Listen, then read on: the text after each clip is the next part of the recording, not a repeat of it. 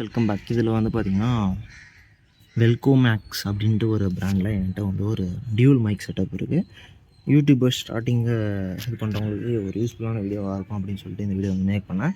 But இதோட output வந்து எனக்கு அந்தளவுக்கு சாட்டிஸ்ஃபைடாக இல்லை. பட்டு இதில் என்ன ப்ராடக்ட் குவாலிட்டி எப்படி இருக்குது அதெல்லாம் உங்களுக்கு நான் சொல்கிறேன்.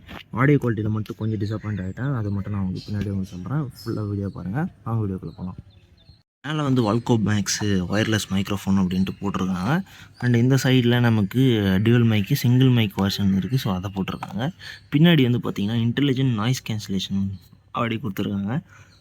வைட்லி காம்பேக்டபிள் அதான் ரீவைபபிள் மோடு அப்படின்னு ஒன்று இருக்கான். And then plug and play ஒன்று இருக்குது. சென்சிட்டிவ் ரேடியோ ஒன்று இருக்குது. ஹெச்டி ஆடியோ குவாலிட்டி இருக்கும் அப்படின்ட்டு சொல்கிறாங்க.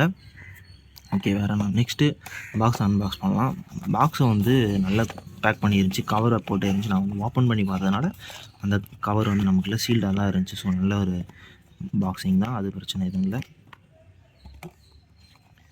ஓகே, ஓப்பன் பண்ணியாச்சு. இப்போ வந்து பார்த்திங்கன்னா நமக்கு வந்து மைக் ஒன்று இருக்குது. இது பாருங்கள் எப்படி இருக்குன்ட்டு. பார்க்குறதுக்கு நல்ல ஒரு ப்ரீமியம் குவாலிட்டியில் இருக்குது. ஓல் மேக்ஸ் அப்படின்ட்டு இதில் பிராண்டிங் போட்டிருக்கு. ஓகேவா, ஒரு மைக் இருக்குது. இன்னொன்று ரெண்டாவது மைக் வந்து பார்த்திங்கன்னா அது இருக்குது. ஓகே, ரெண்டாவதுமே சேம் அதே இதில் இருக்குது. இது வந்து பார்த்திங்கன்னா நமக்கு அதுக்கு வர ரிசீவரு. ஸோ இது வந்து ஃபோனில் வந்து அட்டாச் பண்ணிக்கலாம். இல்லை நமக்கு வேறு எதெல்லாம் போடணும் ஒயர் இருந்தால் கூட இப்படி லாங்காக வேணுன்றப்போ இப்படி போட்டுக்கலாம். ஸோ இங்கே சி டைப் போட்டு கொடுத்துறாங்க சைடில். இதுக்குமே வந்து நமக்கு மைக்கை சார்ஜ் பண்ணுறதுக்கு இங்கே போர்ட்ஸ் வந்து கொடுத்துருக்காங்க. ஸோ இதை யூஸ் பண்ணி நம்ம சார்ஜ் போட்டுக்க முடியும். ஓகே, ஒரு நல்ல ஒரு அன்பாக்சிங் பார்க்குறதுக்கு. நெக்ஸ்ட்டு வந்து ஓப்பன் பண்ணால் இதில் வந்து யூசர் மேனுவல் இருக்குது. இது உங்களுக்கு கண்டிப்பாக தேவைப்படும். அந்த மோடெலாம் அட்ஜஸ்ட் பண்ணுறதுக்கு கண்டிப்பாக உங்களுக்கு வந்து தேவைப்படும். ஸோ இதை வந்து கண்டிப்பாக வந்து யூஸ் பண்ணி பாருங்கள். நெக்ஸ்ட்டு இதில் வந்து பார்த்திங்கன்னா நமக்கு சி டைப் கேபிள் வந்து கொடுத்துருப்பாங்க. ஓகே, இது உங்களுக்கு ஒன்றும் சொல்ல தேவை, நம்ம ஃபோன் கேபிளில் தான் அதிகமாக யூஸ் பண்ண போகிறோம். இவ்வளோ தான் வந்து பாக்ஸில் இருக்கிறது, மற்றபடி பாக்ஸில் வேறு எதுவும் கிடையாது. ஓகே, நான் நெக்ஸ்ட்டு மைக்கோட குவாலிட்டி எப்படி இருக்குன்ட்டு தான் உங்களுக்கு வந்து காட்டுறேன். இந்த ரிசீவர்லேருந்து நம்ம இந்த டேப்பை வந்து பிரிச்சிடலாம். ஸோ இதில் ஒன்றும் தெரிய போகிறதில்ல, பட்டு எதுக்கு அது பிரிச்சிட்டாச்சுன்றது தான் பிரிச்சுட்டேன். இதுலேயுமே வந்து ஆல் மேக்ஸ் அப்படின்ட்டு போட்டிருக்கு. ஓகே, சி டைப் போர்ட்டுமே நமக்கு வந்து நல்லா லென்த்தியாக இருக்குது. ஸோ கேஸ் போர்ட்டுமே நம்மளால் வந்து அட்டாச் பண்ணிக்க முடியும். அதில் எந்த ஒரு இஷ்யூஸுமே கிடையாது. இந்த இடத்துல ஒரு லைட் இண்டிகேட்டர் இருக்குது. ஸோ லைட்டில் இண்டிகேட் பண்ணும். இது வந்து நம்ம எக்ஸ்டெண்டாக யூஸ் பண்ணுறதுக்கு யூஸ்ஃபுல்லாக இருக்கும். ஸோ ஒயர் ஒன்று கனெக்ட் பண்ணிவிட்டு நம்ம டேரெக்டாக வந்து இதில் வந்து இன்புட் பண்ணிக்கலாம்.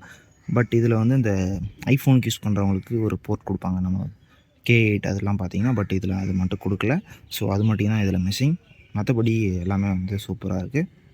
இப்போ வந்து பார்த்திங்கன்னா நான் டேரெக்டாக மைக்கை வந்து ப்ளக்கிங் பண்ணிவிட்டு வந்து பேசிகிட்டு இருக்கேன். ஆடியோ குவாலிட்டி எப்படி இருக்குது பாருங்கள். நான் இடையே எடுத்துருப்பாங்க வந்து எப்படி இருக்குன்னு பாருங்கள். நெக்ஸ்ட் இதில் ரீவைப் மோட் அப்படின்னு ஒன்று இருக்குது. ஸோ டபுள் ப்ரெஸ் பண்ணுறப்ப இது வந்து ஆக்டிவேட் ஆகும் அப்படின்னு சொல்கிறாங்க.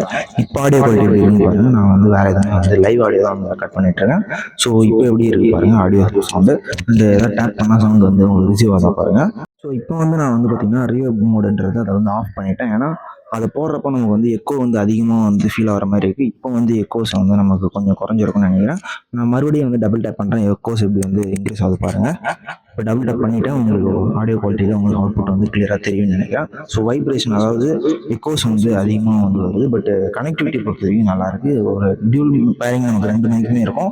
ஸோ ரெண்டு பேருமே சேம் டைமில் பேசுகிறப்ப நல்ல குவாலிட்டி வந்து கிடைக்கும். அதில் எந்த பிரச்சனையுமே கிடையாது. பட் இந்த மோடு மட்டும் வந்து செக் பண்ணிவிட்டு வந்து ஆடியோ கட் பண்ணாமல் வந்து வீடியோஸ் ஃபுல்லாகவே வந்து ஸ்பாயில் ஆகிடும். இப்போ வந்து நான் ரெண்டு மைக்குமே வந்து சேம் டைமில் வந்து ஆன் பண்ணி வச்சுருக்கேன். ஸோ இப்போ எப்படி இருக்குன்னு பாருங்கள். ஆடியோ போயிட்டு எனக்கு தெரிஞ்சு வந்து வைப்ரேஷன் மோடு எது ஆனில் இருக்குது எது ஆஃபில் இருக்குதுன்னு நமக்கு தெரியல. ஸோ ரெண்டு மைக்குமே கிட்டத்தட்ட ஒரே மாதிரி இருக்குது, உங்களுக்கு தெரியும் பார்த்தாலே. அண்ட் தென் ஆடியோஸ் வந்து எனக்கு தெரிஞ்சு சிங்கிள் மைக் யூஸ் பண்ணுறப்போ ஓரளவுக்கு ஓகே தான். பட் ரெண்டு மைக் ஆன் பண்ணுறப்ப எப்படி இருக்குன்னு நான் வந்து நீங்கள் தான் சொன்னேன். ஸோ நான் ரெண்டுத்தையுமே வச்சு ரெக்கார்ட் பண்ணிவிட்டேன். எப்படி இருக்குன்னு சொல்லுங்கள். வந்து ஏன் இந்த மைக் வந்து ப்ரிஃபர் பண்ணணும்னு பார்த்தீங்கன்னா, நமக்கு இதில் பார்க்குறதுக்கு ஒரு ப்ரீமியம் லுக்கும் இருக்கும். உங்களுக்கு இது தெரியும் பார்த்தாலே. ஸோ பார்க்குறதுக்கு ஒரு ப்ரீமியமான ஒரு லுக் இருக்கும். ஸோ நம்ம அழகாக அப்படி மவுண்ட் பண்ணிவிட்டு அப்படியே வந்து பேசிக்கலாம். ஸோ இந்தளவுக்கு வந்து நல்ல ஒரு பில்ட் குவாலிட்டி சூப்பராக இருக்குது.